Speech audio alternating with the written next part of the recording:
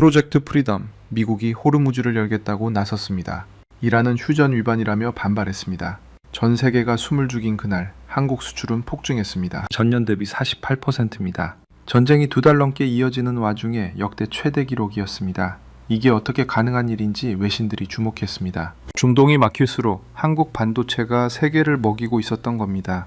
전쟁이 한국을 막지 못한 이유, 지금부터 이야기 드립니다. 숫자부터 드릴게요. 859억 달러입니다. 우리 돈으로 127조 원이에요. 전쟁 2달째 한국이 한 달 동안 수출한 금액이거든요. 전년 대비 48% 증가, 역대 4월 기준 최대 기록이었죠. 무역 흑자만 237억 달러, 15개월 연속 흑자였습니다. 반도체는 더 놀라웠어요. 319억 달러, 1년 전보다 173% 급증이더라고요. 13개월 연속 월 기준 역대 최대였죠. 중동이 막혀 세계 공급망이 흔들리는 동안 한국 반도체는 오히려 폭발하고 있었던 겁니다. 그런데 이 숫자들보다 더 충격적인 게 있었어요. 2026년 5월 4일 아침이었습니다. 두바이 사무실 화면에 미국 중구사령부 공식 발표가 올라왔거든요. 프로젝트 프리덤, 유도미사일 구축함, 항공기 100대 이상, 무인 플랫폼, 병력 1만 5천 명, 전부 호르무즈 해협으로 향하고 있다는 내용이었죠. 28년이었습니다. 오만에서 태어나 두바이에서 에너지 해운 컨설팅을 해온 시간이에요. 화면 앞에서 몸이 앞으로 기울었습니다. 제 고객 선박 4척이 그 안에 있었으니까요. 이란이 즉각 반발했어요. 이브라임 아지지 이란 의회 안보위원장이 직접 나왔거든요. 호르무즈 해협의 새로운 해상 질서에 미국이 개입하는 건 휴전 위반이라는 선언이었죠. 말이 떨어지자마자 유가가 다시 움직이기 시작하더라고요. 전 세계 원유 물동량의 20%가 지나는 해협이잖아요. 이란이 2026년 2월 28일 봉쇄에 나선 이후 2달이 넘은 거예요. 그 안에 수백 척의 선박, 선원 약 2만 명이 갇혀 있었습니다. 식량이 떨어지는 배들이 하나씩 생기고 있었거든요. 이상한 게 있었어요. 일본 배는 빠져나왔습니다. 이데미스 고산 소유 초대형 유조선이 이란 당국 허가까지 받아 통행료도 없이 해협을 벗어났거든요. 프랑스 선박도 나왔고 일본 해운사 배 2척도 조용히 빠져나왔죠. 그런데 한국 배는 2달이 넘도록 단 한 척도 못 나왔어요. 기름 한 방울 안 나는 나라잖아요. 에너지 취약국, 이 바다에서 협상 카드가 없는 나라. 이 바다에서 28년을 일하면서 한국을 그렇게 봐왔습니다. 원유 69%를 중동에 의존하는 나라가 호르무즈 위기에서 뭘 할 수 있겠냐고 생각했거든요.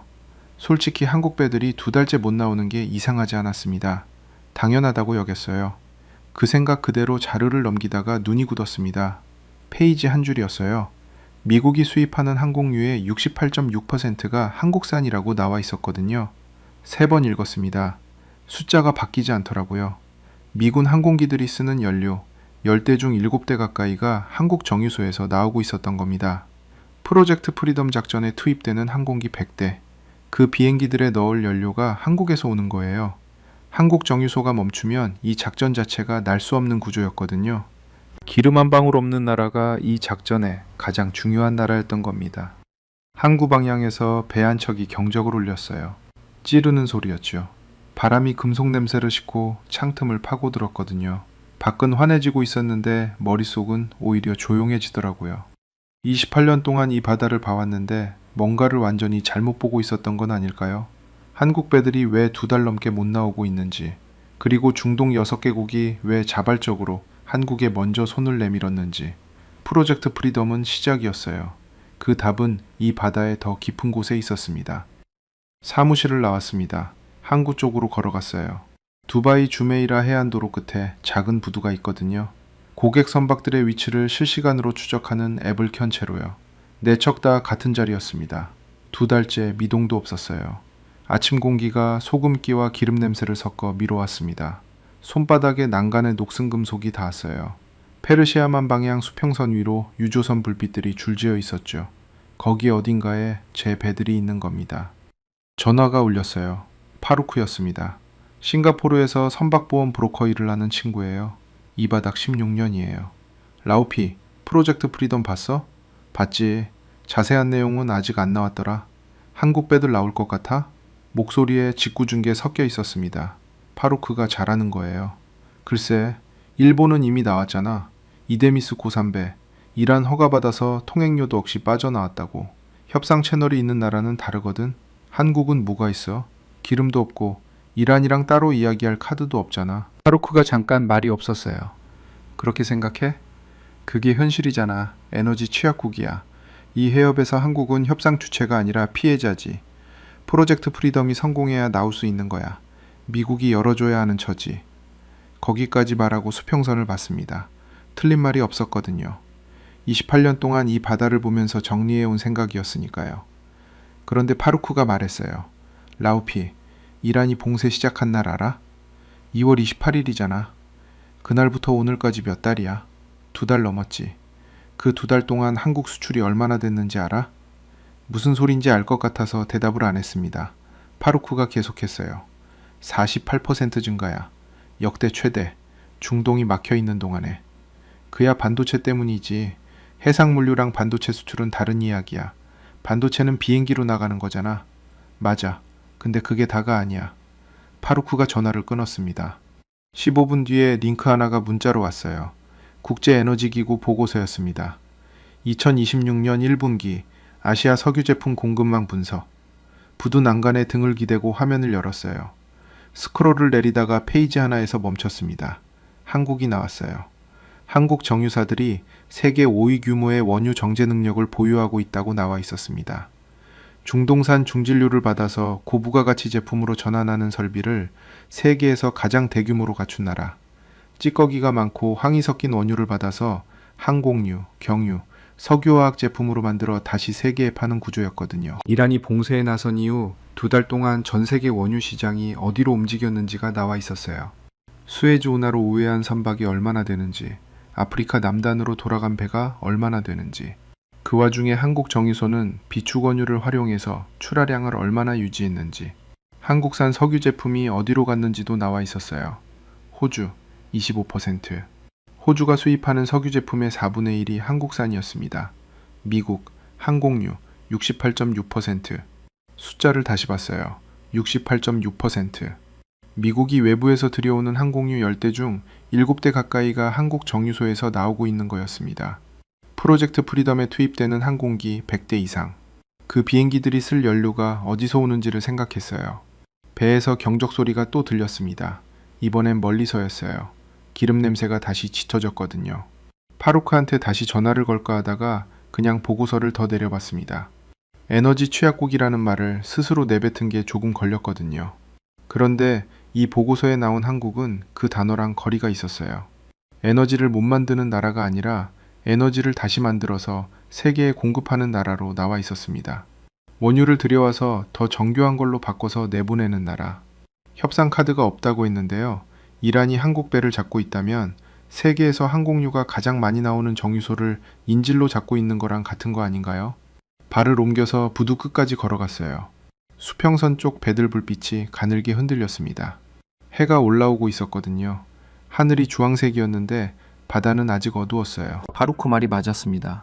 그게 다가 아니었어요. 근데 전부인지는 아직 모르겠었습니다. 한국이 이 바다에서 정말로 그 정도 위치인지 제가 뭔가를 오해하고 있는 건 아닌지 확인해 볼 게 남아 있었거든요.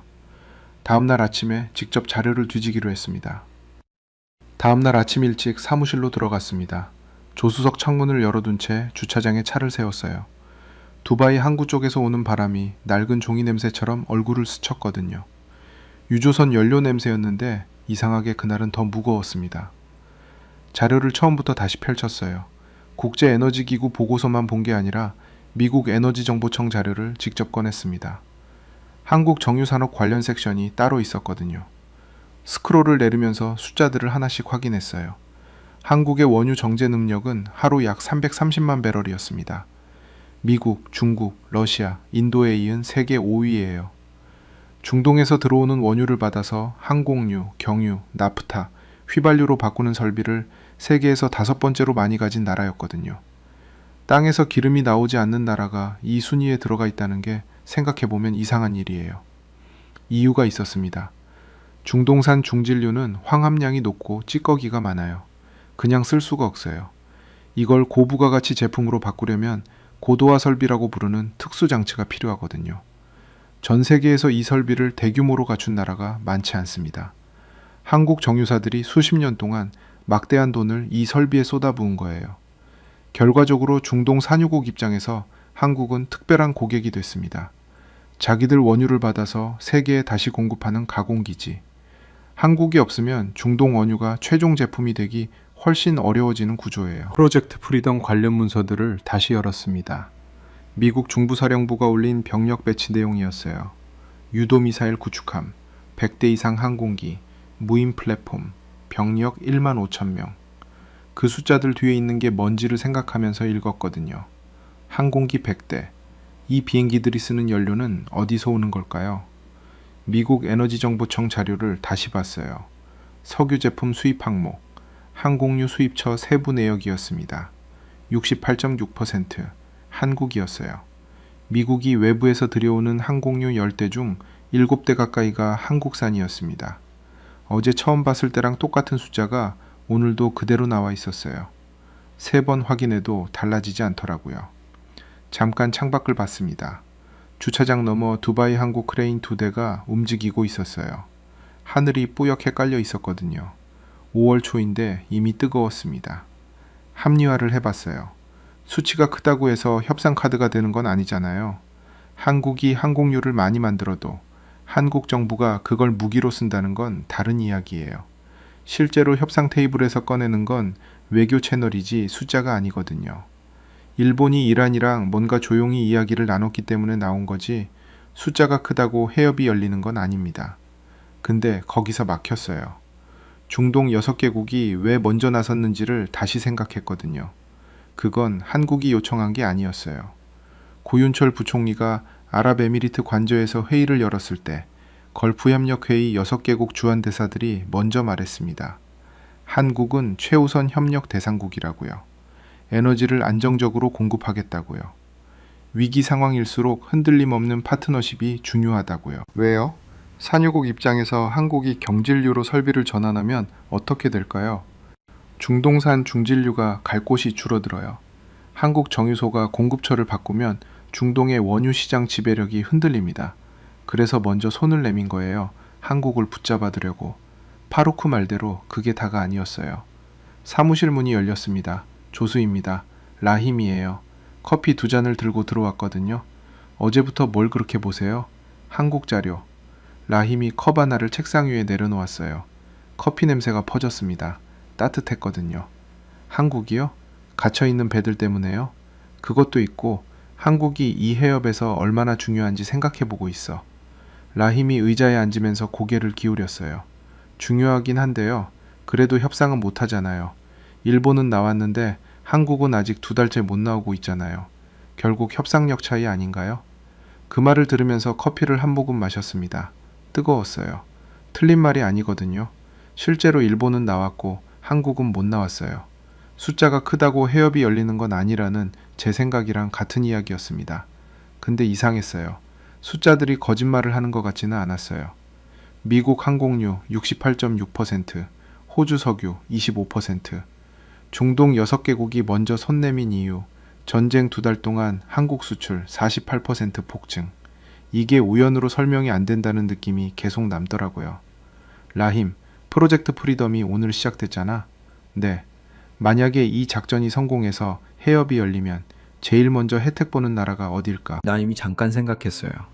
여러 나라 선박이 다 있으니까요. 한국도 26척이 갇혀 있으니 한국도 포함이겠죠? 근데 왜요? 그냥. 대답을 거기서 끊었습니다. 그냥이 아니었거든요. 프로젝트 프리덤이 왜 지금 나왔는지를 생각하고 있었어요. 이란과 협상이 2달 동안 지지부진했는데 갑자기 미국이 이 카드를 꺼낸 이유. 트럼프가 이란과 매우 긍정적인 논의 중이라고 한 것. 그러면서도 방해하면 무력 대응 불사라고 한 것. 두 문장이 동시에 나왔다는 게 이상했거든요. 협상이랑 압박을 동시에 하는 거잖아요. 어느 쪽이 진짜인지는 모르겠었습니다.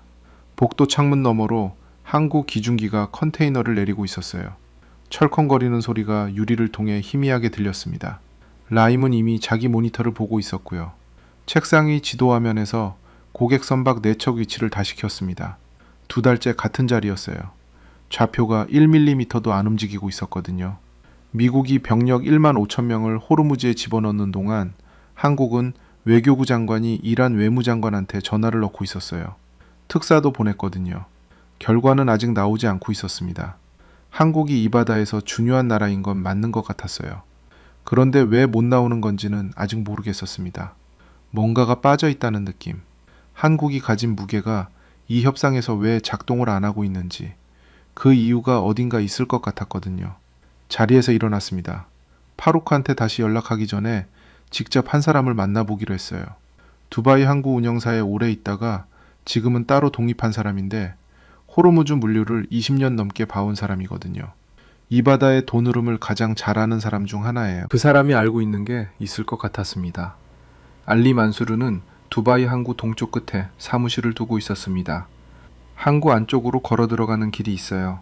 컨테이너 야적장 사이로 난 좁은 길인데 대형 크레인 그림자가 땅 위에 길게 누워 있거든요. 거기를 지나면 오래된 2층짜리 건물이 나옵니다. 철제 계단이 외벽에 붙어 있는 구조예요. 계단을 밟을 때마다 발바닥으로 진동이 올라왔습니다. 한국 크레인이 컨테이너를 내려놓을 때마다 주기적으로 땅이 떨렸거든요. 알리가 2층 창가에 서 있었어요. 차 한 잔을 들고 있었습니다. 라우피, 오랜만이야. 오랜만이야. 갑자기 연락해서 미안해. 괜찮아. 요즘 다들 연락해. 호르무즈 때문에 바쁘지 않은 사람이 없거든. 알리는 두바이 항구 운영사에서 22년을 일하다가 3년 전에 독립했습니다. 아라비아해 물류 컨설팅이에요. 호르무즈를 오가는 선박들의 돈 흐름을 이 사람보다 오래 본 사람이 두바이에 많지 않아요. 창가 쪽 간이 의자 2개가 있었습니다. 앉았어요. 항구가 내려다 보였거든요. 유조선 한 척이 천천히 접안하고 있었는데 선체 옆면에 녹자국이 길게 나 있었어요. 한국 배들 이야기하러 온 거야? 맞아. 프로젝트 프리덤으로 나올 것 같아? 그게 아직 모르겠어. 나오기 전에 먼저 이해하고 싶어서. 한국이 이 해협에서 실제로 어떤 무게인지. 알리가 차를 한 모금 마셨습니다. 창밖을 보면서요. 라우피, 지금 호르무즈 안에 선박이 몇 척인지 알아? 수백 척이라고 나오던데 공식 집계로 800척이 넘어 선원이 거의 2만 명이야. 식수 부족으로 지원 요청한 배만 이번 주에 12척이거든. 그 중에 한국 배가 26척이야. 전체 800 중에 26이면 크지 않아? 근데 이 26척이 왜 지금 국제뉴스에 계속 나오는지 알아? 왜야? 선박 종류 때문이야.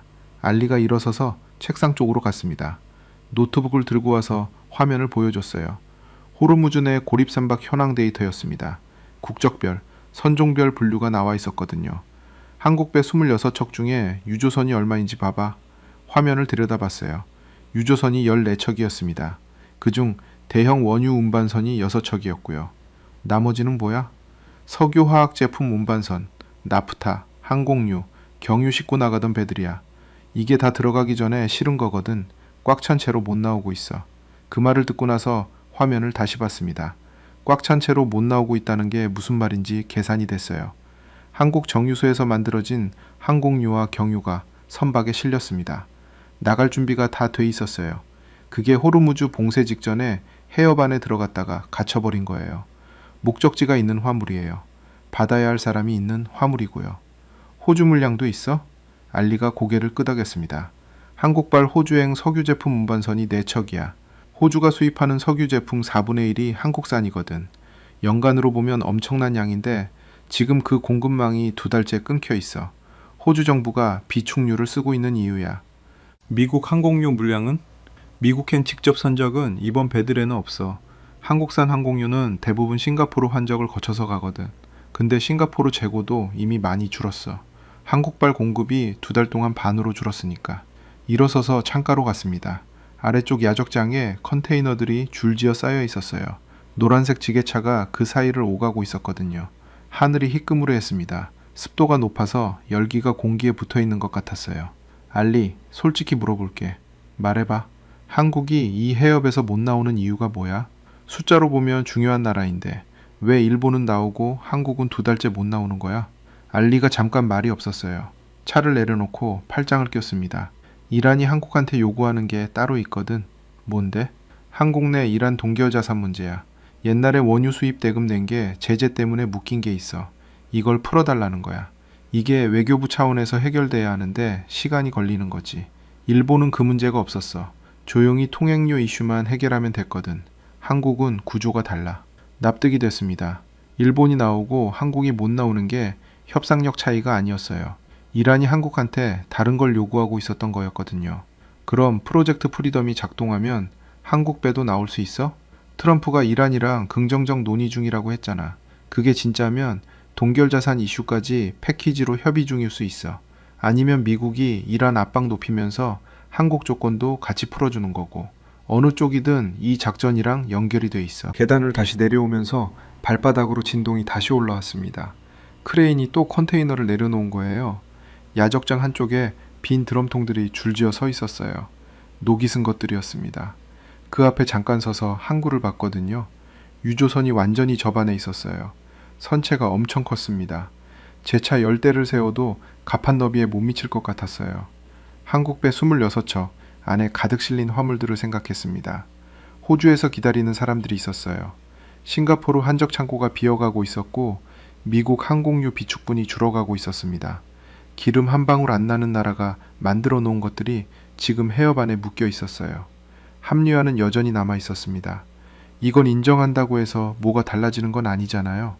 협상은 여전히 외교 채널이고 프로젝트 프리덤이 성공할지도 모르고 이란 동결자산 문제가 풀릴지도 모르는 상태이니까요. 한국이 중요하다는 게 한국 배가 나온다는 뜻은 아니거든요. 그래도 아까 라임한테 했던 말이 마음에 걸렸어요. 에너지 취약국, 협상 카드가 없는 나라.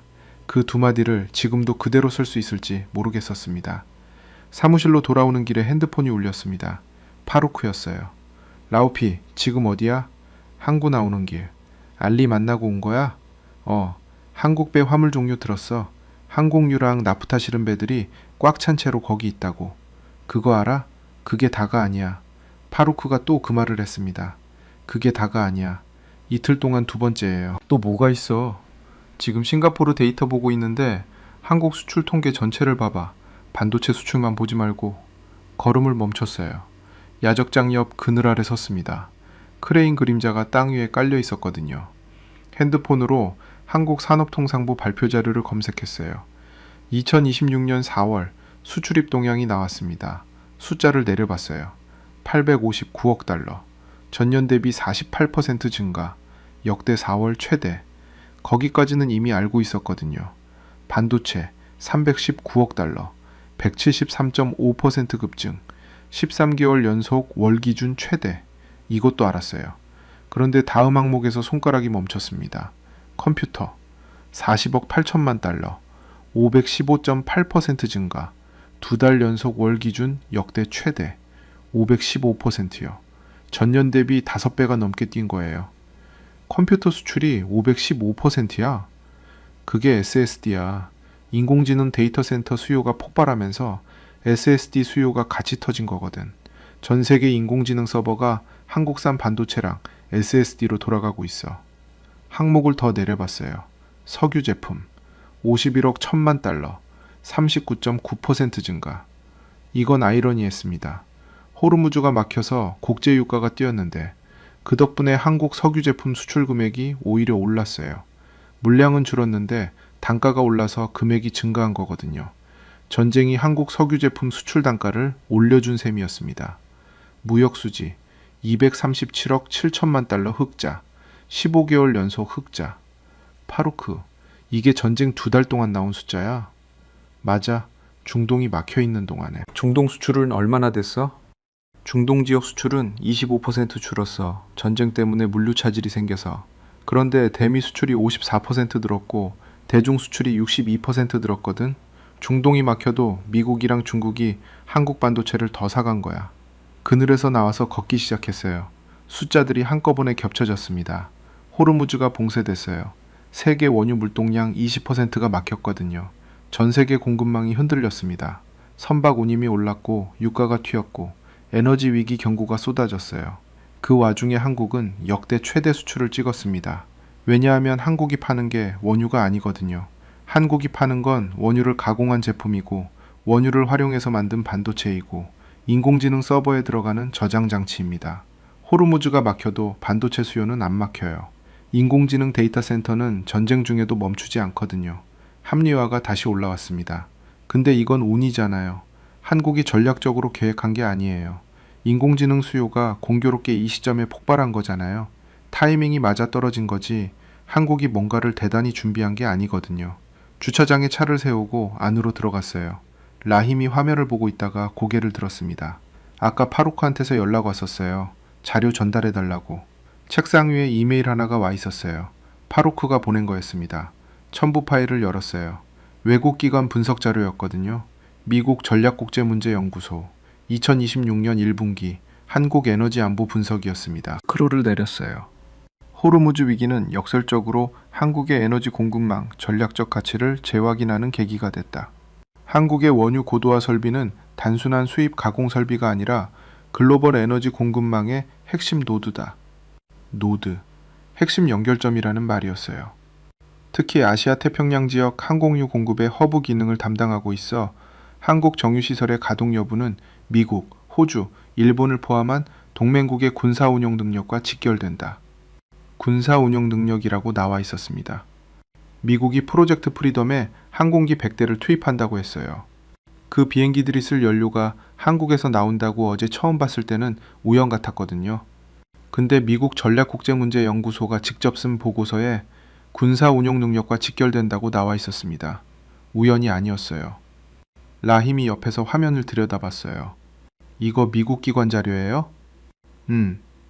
한국 이야기를 미국 기관이 분석했네요. 그러게. 라힘이 잠깐 읽다가 말했어요. 그럼 미국 입장에서 한국 배가 나오는 게 중요한 거 아닌가요? 한국 정유소가 다시 정상 공급을 해야 미국 항공유도 회복되는 거잖아요. 그 말이 머릿속에서 맴돌았습니다. 맞는 말이에요. 근데 저는 거기서 멈췄거든요. 프로젝트 프리덤의 목표가 인도적 구출이라고 트럼프는 말했어요. 근데 미국 입장에서 한국 배를 꺼내는 건 인도적인 이유만이 아닐 수 있었습니다. 한국 정유소가 다시 원유를 들여와서 항공유를 만들어내야 미국 군사작전 능력이 회복되거든요. 프로젝트 프리덤이 성공해야 프로젝트 프리덤을 유지할 연료가 생기는 구조예요. 이게 맞다면 미국이 이 작전을 시작한 이유 중에 한국이 있는 거잖아요. 합리화를 포기하려다 다시 잡았습니다. 아직 확인이 안 됐어요. 추론이에요. 전략국제문제연구소 보고서가 있다고 해서 이 추론이 현실에서 작동한다는 뜻은 아니거든요. 이란이 어떻게 반응할지 모르고 협상이 어디까지 진행됐는지 모르고 한국 동결자산 문제가 패키지로 들어가 있는지도 모르는 상태잖아요. 파루크한테 전화했어요. 이 보고서 어디서 났어? 워싱턴 쪽 채널에 있어. 지난주에 나온 거야. 이거 공개 자료야? 공개야. 누구나 볼 수 있어. 잠깐 생각했어요. 파루크, 솔직히 말해봐. 너 지금 나한테 뭘 결론 내리길 바라는 거야? 파루크가 웃었습니다. 결론? 그건 네가 내려야지. 나는 그냥 숫자 보여준 거야. 전화를 끊었습니다. 창밖을 봤어요. 두바이 항구 쪽 크레인이 세 대가 동시에 움직이고 있었어요. 저녁이 가까워지면서 하늘색이 주황에서 붉은 쪽으로 바뀌고 있었습니다. 항구 불빛이 하나씩 켜지기 시작했어요. 반도체 수출 319억 달러, SSD 515%, 항공유 68.6%, 호주 석유 25%, 중동 6개국 최우선 산원, 미국 전략국제문제연구소 보고서. 숫자들이 같은 방향을 가리키고 있었어요. 그래도 아직 한 가지가 납득이 안 됐습니다. 한국이 이 모든 게 사실이라면 왜 이 나라는 지금도 2달째 배를 못 꺼내고 있는 걸까요? 다음날 아침이었습니다. 두바이 미디어시티 쪽 회의실을 잡았어요. 카타르 에너지그룹에서 아시아 담당으로 일하는 하심 알카와리를 만나기로 했거든요. 이쪽 에너지 업계에서 하심을 모르는 사람이 없어요. 카타르 국영 에너지 회사 출신으로 현장 경험이 19년이에요. 아시아 원유 수출 협상을 직접 뛴 사람이거든요. 회의실 문을 열었을 때 하심은 이미 앉아 있었습니다. 노트북을 펼쳐놓고 뭔가를 보고 있었어요. 라오피, 오랜만이야. 오랜만이야. 갑자기 연락했는데 시간 내줘서 고마워. 괜찮아. 나도 마침 한국 관련해서 확인하고 싶은 게 있었어. 커피가 이미 2잔 나와 있었습니다. 의자에 앉으면서 잔을 당겼어요. 하심, 중동 6개국이 한국에 최우선 공급 선언한 거 알지? 알지. 지난달 초에 구윤철 부총리 만난 자리에서 나온 거잖아. 나도 그 회의 내용 전달받았어. 왜 그랬어? 진짜 이유가 뭐야? 하심이 커피를 한 모금 마셨습니다. 라오피, 한국 정유사들이 경질유로 설비를 전환하면 어떻게 되는지 알아? 중동산 중진료가 갈 곳이 줄어들겠지. 맞아. 우리 입장에서는 재앙이야. 한국 정유소는 중동산 중진료를 가장 대규모로 소화하는 곳 중 하나거든. 북해산 브렌트유나 미국 서부 텍사스산 원유로 공급처를 바꾸면 우리 수출 물량이 직격탄을 맞아. 그래서 먼저 나선 거야. 한국을 붙잡아 두려고. 한국이 공급처 바꿀 가능성이 실제로 있어? 이번 위기 때문에 한국 정부가 에너지 다변화를 공식 검토 중이야. 사우디, 카타르 쪽에서 그 신호를 받은 거야. 그래서 대사들이 직접 나선 거고. 노트북 화면을 돌려서 보여줬어요. 국제에너지기구가 발표한 2026년 아시아 원유 수급 전망이었습니다. 이거 봐봐. 호르무즈 봉쇄가 3개월 이상 이어지면 한국이 카자흐스탄 오만 육로 경로로 대체 수입을 시작한다는 분석이야. 그게 현실화되면 중동 원유 의존도가 처음으로 60% 아래로 떨어질 수 있어. 우리가 가장 피하고 싶은 시나리오거든. 회의실 창문 너머로 두바이 스카이라인이 보였어요. 유리 외벽 빌딩들이 아침 햇빛을 받아서 반짝이고 있었습니다. 그 아래 도로 위로 차들이 빽빽하게 흐르고 있었거든요. 하심, 프로젝트 프리덤이 이런 맥락에서 나온 거라고 봐? 하심이 잠깐 생각했어요. 트럼프 입장에서 보면 여러 이유가 겹쳐 있겠지. 유가를 잡아야 해. 선거 이전부터 유가 이슈는 미국 정치에서 민감한 거잖아. 거기다 이란 압박을 유지하면서도 인도적 명분을 확보하고 싶은 거고. 근데 그게 전부는 아닐 거야. 그럼 뭐가 더 있어? 미국이 수입하는 항공유 68.6%가 한국산이라는 거 알잖아. 알아.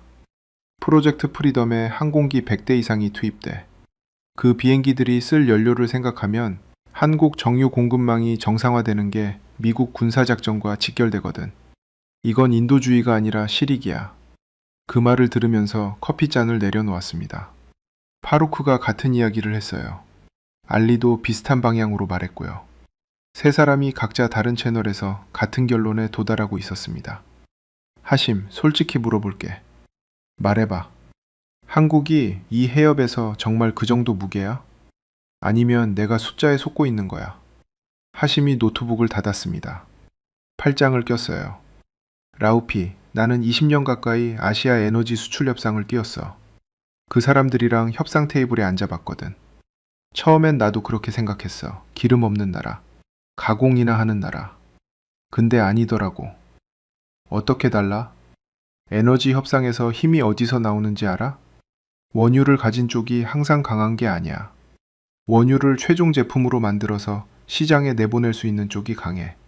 한국은 그쪽이거든. 중동 원유를 들여와서 미국 항공유, 호주 경유, 아시아 나프타로 바꿔서 내보내는 나라야. 이 역할을 대체할 수 있는 나라가 지금 당장 없어. 회의실을 나왔습니다. 복도를 걸으면서 핸드폰을 확인했어요. 뉴스가 쏟아지고 있었거든요. 미국 중부사령부가 프로젝트 프리덤 1차 구출 결과를 발표했습니다. 호르무즈 해협 내 38척이 오늘 오전 해협 외곽으로 안전하게 이동했다고 나왔어요. 이란 혁명수비대가 방해 행동을 시도했지만 미군 구축함이 경고기동으로 대응했다는 내용도 있었거든요. 한국 배는 아직 포함이 안 됐습니다. 다음 기사가 떴어요. 일본 외무성 성명이었습니다. 일본 정부는 자국 선박의 안전통항에 감사를 표하며 미국의 프로젝트 프리덤 작전을 지지한다고 나와 있었어요. 중국 관영 매체 보도도 나왔어요. 프로젝트 프리덤은 일방적 군사행동이라며 비판하는 내용이었습니다. 그런데 그 다음 기사가 눈에 들어왔어요. 블룸버그 보도였습니다. 제목이 이랬어요. 한국 정유 공급 차질 장기화, 미국 항공유 비축분 임계치 접근. 기사를 열었어요. 미국 에너지정보청 주간 데이터였거든요. 한국발 항공유 공급이 2달째 줄면서 미국 동구 항공유 비축분이 5년 평균 대비 18% 아래로 내려갔다는 내용이었습니다. 18%. 프로젝트 프리덤이 오늘 시작됐어요. 미국이 항공기 100대를 호르무즈에 넣었고요. 그 항공기들이 쓸 연료가 지금 비축분이 줄어들고 있는 상태인 거예요. 엘리베이터를 탔습니다. 버튼을 누르면서 기사를 계속 읽었어요. 블룸버그 기자가 미국 정유업계 관계자를 인용한 부분이 나왔어요. 한국 정유소가 완전히 재가동되지 않으면 여름 성수기 전에 공급 부족 가능성이 있다. 여름 성수기. 여름에 비행기가 가장 많이 뜨는 시기예요. 항공유 수요가 연중 가장 높은 때거든요. 거기까지 한국 공급이 정상화되지 않으면 미국 항공업계가 흔들린다는 내용이었습니다. 엘리베이터 문이 열렸어요. 로비 쪽으로 걸어 나오면서 화면을 내렸습니다. 세계 반응들이 하나씩 쌓이고 있었어요. 일본은 나와서 감사를 표하고 있고, 중국은 작전을 비판하고 있고, 블룸버그는 한국 공급 차질을 경고하고 있었습니다. 이란은 방해를 시도했다가 경고를 받았어요. 38척이 오늘 나왔는데 한국 배는 없었습니다. 밖으로 나왔어요. 아침 열기가 얼굴에 바로 붙었거든요. 건물 그림자 끝에 서서 눈을 찡그렸습니다. 에너지 취약국, 협상 카드가 없는 나라. 그 두 마디를 처음 꺼낸 게 이틀 전이었어요. 지금도 그 말을 쓸 수 있는지 더 이상 확신이 서지 않았습니다. 숫자들이 달라고 하는 게 아닐까요? 하심이 20년 경험으로 한 말이 달라고 하는 게 아닐까요? 파루크가 이틀 동안 보낸 자료들이 달라고 하는 게 아닐까요? 근데 아직 한 가지가 남아 있었어요. 숫자와 분석을 보는 것과 그걸 인정하는 건 달랐습니다. 28년 동안 이 바다를 보면서 정리해온 생각을 하루 이틀 만에 바꾸는 건 어렵거든요. 이게 전부 맞다면 제가 틀린 거잖아요. 두바이 도로 위로 아침차들이 흘러가고 있었어요. 빌딩 유리에 반사된 햇빛이 눈을 찌르더라고요. 잠깐 손으로 가렸습니다. 그날 저녁에 연락이 하나 더 오리라고는 생각도 못했습니다. 저녁 6시였습니다. 사무실에서 나오려던 참이었어요. 코트를 들고 문 쪽으로 가다가 핸드폰이 울렸거든요. 모르는 번호였습니다. 두바이 지역 번호였어요. 받았어요. 라우피 아민 씨 맞으십니까? 한국어 억양이 섞인 영어였습니다. 천천히 또박또박하게 말하는 목소리였어요. 맞습니다. 누구세요? 저는 박재원입니다. 두바이에 있는 한국 건설회사 현대 엔지니어링 중동지사에서 일하고 있어요. 알리 만수르 씨한테 연락처 받았습니다. 한국 관련 자료를 찾고 계신다고 들었어요. 잠깐 멈췄습니다. 맞아요. 무슨 일이세요? 저희 회사 두바이 지사가 올해로 설립 40주년이에요. 내년이 50주년입니다. 그 기념으로 회사 역사 자료를 정리하고 있는데 혹시 저희 자료실에 오실 수 있겠어요? 에너지 해운 쪽에서 보시면 도움이 될 자료들이 있을 것 같아서요. 이튿날 오전에 만나기로 했어요. 두바이 데이라 지구였습니다. 낡은 상업지구예요. 빌딩들이 높지 않고 간판들이 아라비아어와 영어가 섞여 있는 동네거든요. 현대 엔지니어링 두바이 지사는 6층짜리 건물 4층에 있었어요. 박재원이 로비에서 기다리고 있었습니다. 50대 중반으로 보였어요. 악수를 하는데 손이 두꺼웠거든요. 현장을 오래 다닌 사람 손이었습니다. 멀리서 오셨어요. 고맙습니다. 아닙니다. 제가 궁금한 게 생겨서요. 복도를 걸어서 안쪽 자료실로 갔어요. 문을 열었을 때 종이 냄새가 먼저 나왔습니다. 오래된 서류 냄새였어요. 선반마다 파일철들이 빽빽하게 꽂혀 있었거든요. 연도별로 정리되어 있었습니다. 1976년부터 시작됐어요. 1976년이에요? 처음 중동에 들어온 게 그때예요. 사우디아라비아 주베일 산업단지 건설 참여한 게 시작이었거든요. 그 다음에 아랍에미리트, 카타르, 오만으로 퍼졌어요. 벽 한쪽에 액자들이 걸려 있었습니다. 흑백 사진들이었어요. 가까이 갔어요. 사막이었습니다. 모래 위에 철골이 서 있었고 그 아래 작업복을 입은 사람들이 줄지어 있었거든요. 헬멧을 쓴 사람들이었어요. 전부 동양인 얼굴이었습니다. 사진 아래에 연도가 찍혀 있었어요.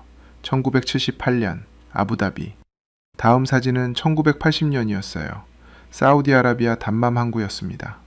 크레인이 거대한 파이프를 들어올리고 있는 사진이었는데 그 아래 지면에 항공 노동자들이 밧줄을 잡고 있었거든요. 낮 기온이 52도까지 올라가는 사막에서 파이프를 잡고 있는 손들이었어요. 이분들이 지금 몇 세예요? 박재원이 사진을 봤어요. 1978년이면 그때 23, 24이셨을 거예요. 지금은 70 가까이 되셨겠죠. 한국 계신 분들은 지금도 가끔 연락이 와요. 자식들 데리고 두바이 놀러와서 자기가 놓은 파이프 보여준다고요. 발이 멈췄습니다. 자식들한테 자기가 놓은 파이프를 보여준다고요. 이분들이 놓은 파이프가 지금도 있어요? 있죠. 주베일 산업단지 일부 설비는 지금도 가동 중이에요.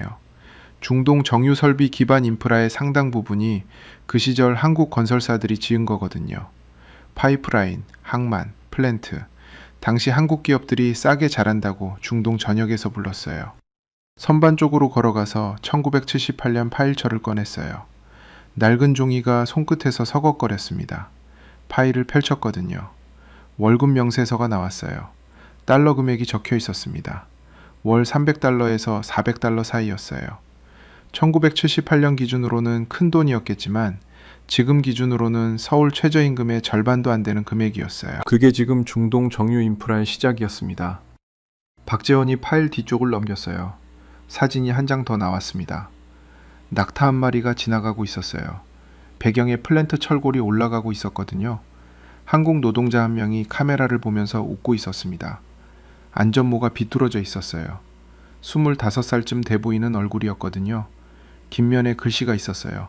볼펜으로 쓴 한국어였습니다. 어머니, 보고 싶습니다. 여기서 번 돈으로 동생 대학 보내겠습니다. 건강하세요.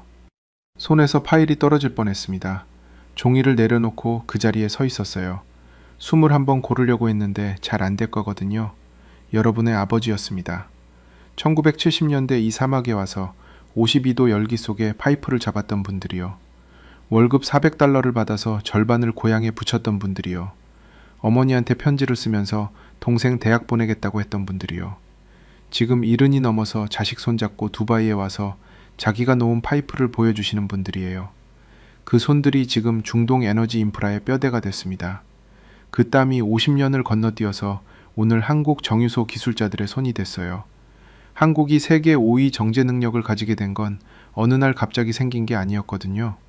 그 설비들을 이해하고 운용할 수 있는 사람들이 어떻게 만들어졌는지 이 사진 앞에 서니까 조금 알 것 같았습니다. 미국이 수입하는 항공유 68.6%가 한국산이라는 숫자요. 호주 석유의 25%가 한국산이라는 숫자요. 중동 6개국이 한국에 먼저 손 내민 이유요. 전쟁 2달에 수출 48% 폭증이라는 숫자요. 이게 전부 이 사진 한 장에서 시작된 겁니다. 기름 한 방울 안 나는 나라가 이 바다에서 협상 카드가 없다고 했어요. 제가 틀렸습니다. 카드가 없는 게 아니었어요. 카드를 50년 동안 쌓아온 거였거든요. 월급 400달러를 받으면서 사막에서 파이프를 놓은 사람들이 쌓은 겁니다. 어머니한테 편지를 쓰면서 동생 학비를 붙인 사람들이 쌓은 거예요. 박재원이 옆에서 보고 있었습니다. 괜찮으세요? 괜찮아요. 목소리가 잘 안 나왔어요. 다시 사진을 봤습니다.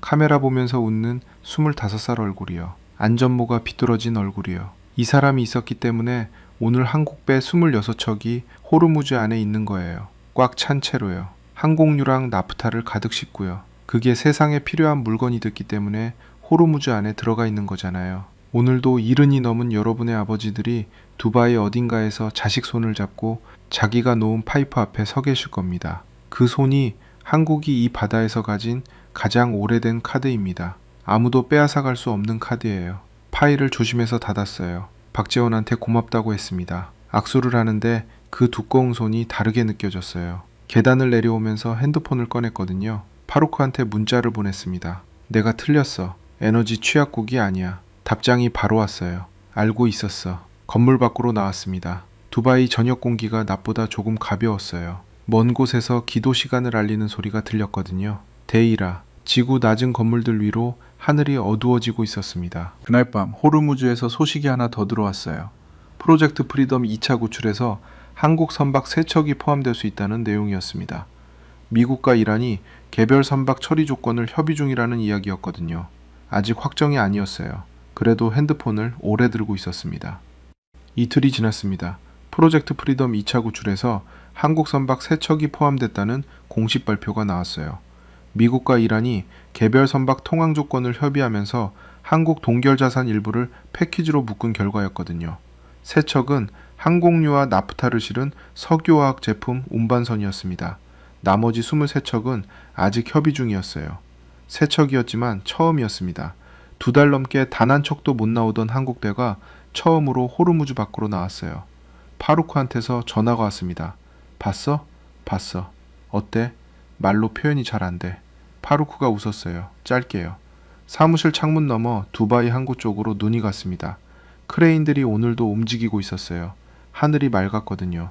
오전 햇빛이 유조선 선체에 반사되고 있었습니다. 멀리서 경적 소리 하나가 낮고 길게 울렸어요. 라우피 아라민 52세 두바이 에너지 해운 컨설팅 28년 이 바다에서 28년을 일하면서 한국을 에너지 취약국으로 봐왔습니다. 기름 한 방울 안 나는 나라, 협상 카드가 없는 나라. 이 해협에서 미국이 열어줘야 나올 수 있는 나라. 틀렸습니다. 박재원이 보여준 흑백 사진 한 장이 그 생각을 바꿨어요. 1978년 아부다비 사막에서 안전모를 비뚤게 쓰고 카메라를 보면서 웃던 25살 얼굴이요.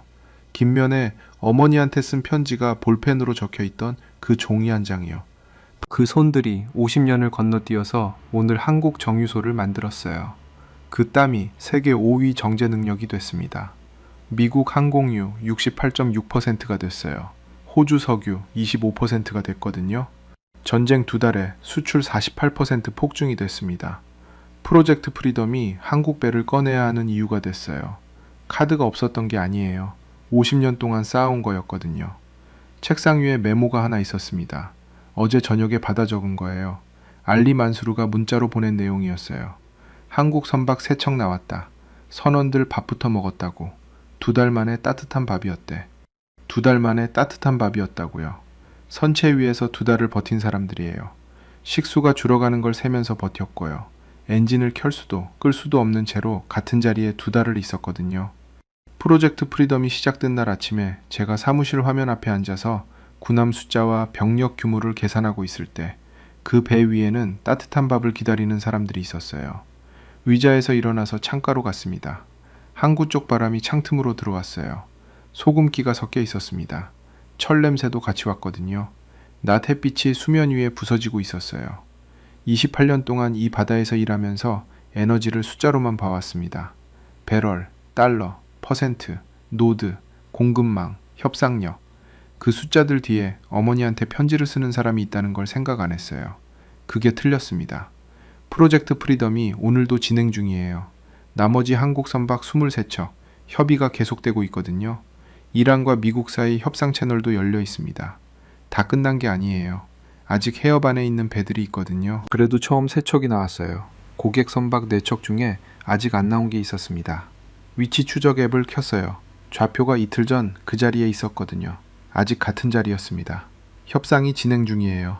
결과를 기다려야 했습니다. 창가에서 한참 서 있었어요. 기도 소리가 먼 곳에서 들려왔습니다. 두바이 데이라 지구 쪽 모스크에서 나오는 소리였어요. 낮고 울리는 소리였거든요. 한국 크레인 소리랑 섞여서 창문을 통해 들어왔습니다. 박재원이 보여준 사진 속 얼굴을 다시 생각했어요. 25, 안전모 삐뚤게, 웃고 있는 얼굴. 그 사람이 지금 70이 넘어서 어딘가에 계세요. 자식 손잡고 두바이에 와서 자기가 놓은 파이프 앞에 서 계실 수도 있어요. 손이 많이 거칠어지셨겠죠? 그때 받은 월급 400달러로 동생을 대학 보내셨는지 모르겠어요. 어머니한테 쓴 그 편지가 고향 집에 닿았는지도요. 그런데 그 손이 오늘 호르무즈 해협에 영향을 미치고 있습니다. 미국이 항공기 100대를 넣어서 해협을 열려고 하는 이유 중에 그 손이 있어요. 중동 6개국이 한국에 먼저 손 내민 이유 중에 그 손이 있거든요. 전쟁 2달에 한국 수출이 역대 최대를 찍은 이유 중에 그 손이 있습니다. 28년 동안 이 바다에서 일했는데 그걸 몰랐어요.